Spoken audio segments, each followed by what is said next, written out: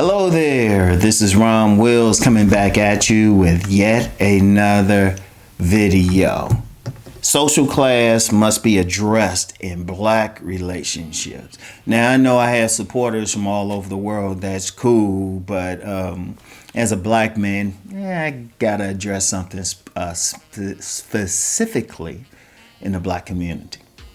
I always trip over that word. I don't know. Whatever. Y'all know what I mean. Anyway, right? And you know what? That's the class thing. Now, in the previous episode, I talked about social class behavior in relationships, and I said I was going to address it specifically in the black community. It's very important. Now, I always use a quote from this book right here by the ancestors George Sabiro, Money Issues and Black Male-Female Relationships. And just as an aside, this book should have been a bestseller. But this book was so powerful, even detractors didn't want to come at it because I was like, oh, man. I mean, I'm going to tell you what, this book, he actually had a chapter on interracial black men with white women. And he approached it from the perspective, he's a black nationalist. So he was like, so I was like, man, that was as close to the closest I've seen to an objective look at that. You talking somebody's looking at it from a perspective of somebody who wasn't for those type of relationships. But that's another conversation. But let me read something he said about class. I always said he considered any discussions without taking class into consideration a joke. Let me read the exact thing. Any discussions of relationship that does not take into account class status or adopted class behavior is a joke. Black people tell white people that we're no longer a monolithic people possessing one mentality. But often when we talk among ourselves, we still pretend that we are. Class aspirations and expectations will begin to dictate how a person acts, what choices they make, and who they decide to associate with. Now, this is very important because I'm going to tell you what.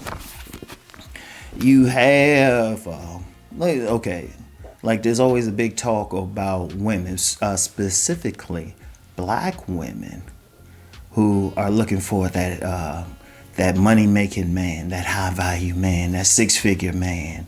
And, because of what they got. That's a class thing. Because if you take an honest look in the community, first of all, every group, every social class isn't complaining about relationships the same way. See, that's something that talked about. If you take an honest look at the women, black women, who are complaining about, they can't find that man on their level, or that educated man, or that professional man, what classes are they? They're usually women who hold themselves at middle class or even upper middle class. And that's based on their profession. What will they say? Oh, well, I have this degree. Anybody who has a degree, they consider to be at a certain social class and everything. But one of the things I peeped is an interesting thing. Since, I always look at different classes, and particularly in the black community, has associated with different classes. If you look at the ratchets, well, they just gonna have trouble anyway, regardless of race. But when you look at working class, like solidly working class type of black women, they're not complaining as much about relationships. Master Teacher BGS, using his Octane model, will call them 87. See, and he's actually said several times, oh yeah, they the down women. they the wifey types and stuff. Because if you notice, they're not complaining. When you see all these videos and stuff, these ain't working class type of women and stuff. Now, it ain't to say it's totally perfect, because nothing's totally perfect, but they're not saying the same thing. So I was like, interesting. And then when you get the 89 octanes and the 92s, those are like the college educated. Like the 89s are like more the creative class, or women who might have that degree but work retail or something, or get into art or something like that. They're so-so. They're so-so, the 89s. But then when you get the 92s, the professional class, if you really look at it, those are the women usually complaining as a group. When you saw all these shows talking about with black women on there, not being able to find that right man, these are professional type of women, or at least thought they were, worked in the office, had all this stuff.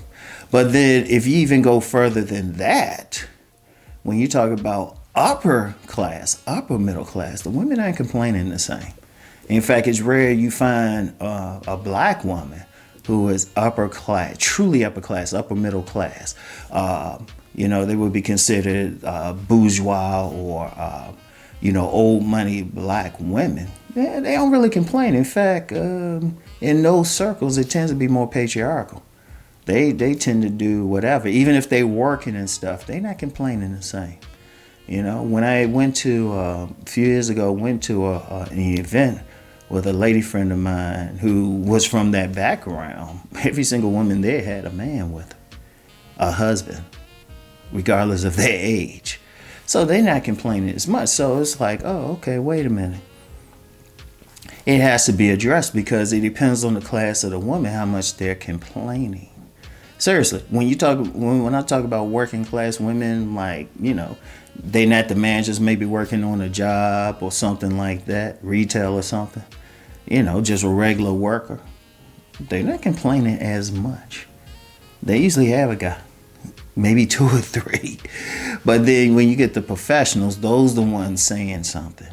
Those the ones. And we have to look at that. That must be really addressed. Because it's like, okay, so if it's more of a class thing, okay. First, if you're looking at that, it's just like, okay, how do we solve that? Because, see, here's a problem with it. Because, okay, let's talk about what the professional class, educated class women are saying. And let me be clear, this is across all races, but it's loudest in the black community. What they're saying, oh, I can't find a man on my level. Or I can't find a man making as much money as I need him to make. Yet, you have working class black men who make 6 figures.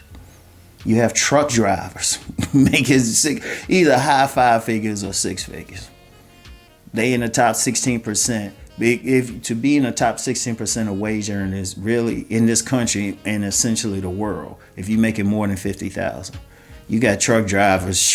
they pushing 6 figures. You have master plumbers. They pushing 6 figures or they making 6 figures. Electricians. And I've met these guys, and interestingly enough, if they found more of a working class woman, or at least a woman ain't tripping over it, they usually I'd be meeting them with their families and stuff. And when I've encountered those type of women, just talking with them, observing them, oh, they're happy. They don't have any complaints. They working too, but it's like they realize, hey, boom. We gotta work together. We can't be tripping. And like I said, it ain't perfect, but what's perfect out here? And then, like I say, if you deal with that upper middle class to even upper class, oh, they chilling.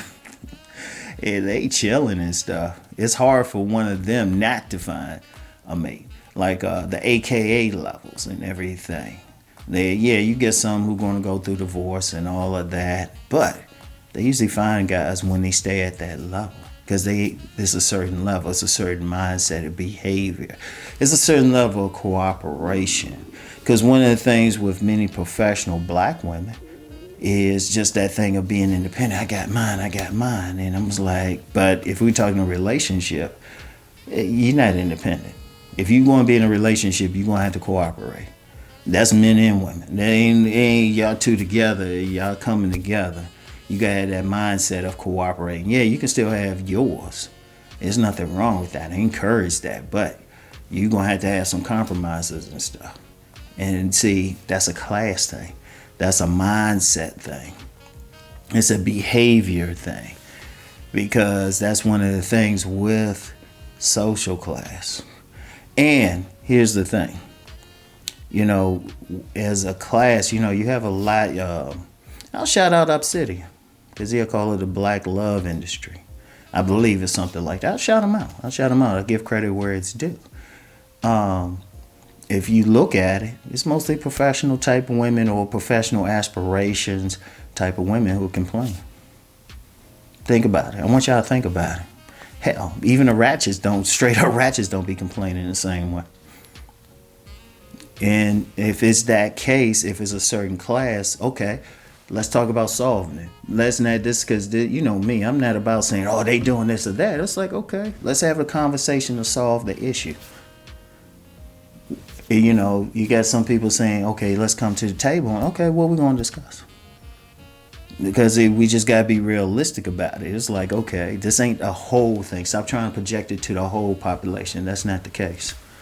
That's not the case at all. You know? And let's say, you know, the men are saying, well, y'all want Pookie and Ray Ray and everything. And the women are saying, well, you know, you want that white woman or something like that. I was like, okay, if y'all trying to solve it and you get plenty who are trying to, say, okay, let's look at it. Let's break it down. What is it? What protocols we have here as a class? And I'll put this out here. I'll put this out here. If you want to really look at like the more professional class in the black community, overwhelmingly is first time, is they coming from working class overwhelmingly, you know, or like maybe just one generation removed. I think one of the things, and I'm saying I'm thinking because I got to do, whenever I use the word think, I don't know for sure. I have to sit down and put on my professor hat. But I don't, it's not too much of a protocol how to deal with this, especially in the black community. You're talking really the last 50 years when you having wholesale black college graduates becoming professionals and everything.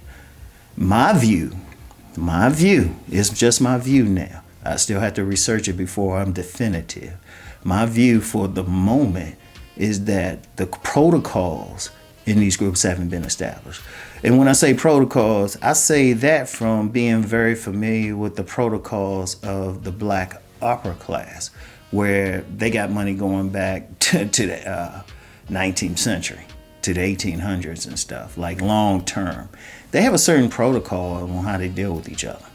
They have a certain protocol that's in place, who they deal with, how they interact. Jack and Jill, just look it up, Jack and Jill.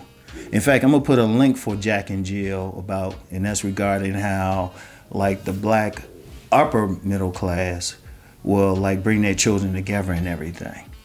It's just a totally different thing. And you can see some of it in even like the fraternities and everything.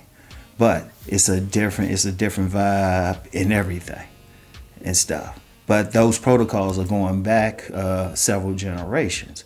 It's my belief for the time being. And you know I don't like using the word think or believe because they indicate I'm not sure. And I'm saying publicly, I'm still researching it. I'm still researching it. And if anybody has a perspective, please share it or hit me up privately. Hit me up privately, especially if you're a sociologist or something who's studied this. But it's my belief the protocols for establishing a relationship aren't as much there. Because, you know, okay, even on, if we're talking since the 70s, we're talking a period not only of, social integration or supposedly social integration, that's another thing, but we're also talking about feminism, stuff like that, the promotion of women being independent. Okay, how does that affect the overall relationships, just the attitude and stuff? And I ain't saying this from a saying, oh, we're going to blame it. I'm looking at this from an academic point of view.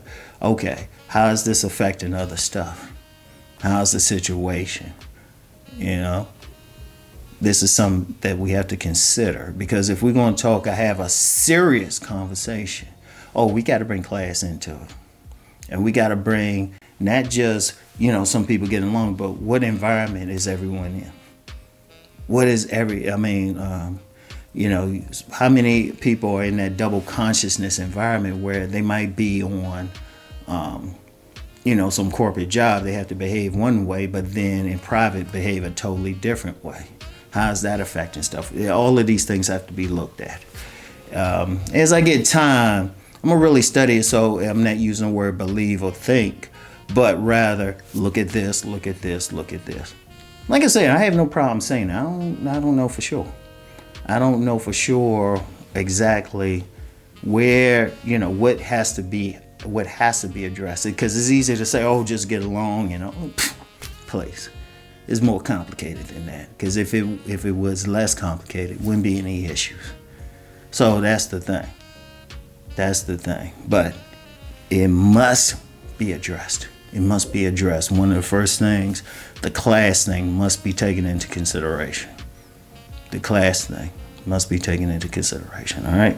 So anyway, as I said, I'm gonna put something in for Jack and Jill just to give people an idea how the black upper class, upper middle class to upper class, handles mating, because they introducing their children early. Makes a big difference. Even goes into the whole imprint thing. So it's deep. And let me just say something real quick. If there's any problem that has to be solved, it can't be on a superficial this, and this. You have to first, any problem, I don't care what it is, even beyond relationship, you have to find what first caused the problem. And then you have to find all the factors within the issue. And then that's when you can come up with solutions. That's when you can come up with solutions. All right. And like I said, the black upper class has come up with a solution that's worked for them. I haven't seen or encountered any complaints from those who come from those old money families. Not to say there isn't, but haven't really seen any. And let's just say I have associates in that group. And, it's just a different vibe. Like the women I've known, the women and the men I've known, once they got married, they pretty much stayed married and they were good with it. So anyway, that's something to really think about. Anybody who's serious about those issues. Now, if you just want to complain or do whatever, see somebody going in on each other, this ain't the place. My thing is solving the problem. And like I said, I'm still studying it. That's why I'm using the words think and believe. I don't know for sure. But it still has to be looked at. The thing I will say I know for sure is social class must be addressed in solving black relationship issues. All right? That's the thing I say 100% firmly. So anyway, that's all I have for today. Get back with y'all later. Peace and blessings.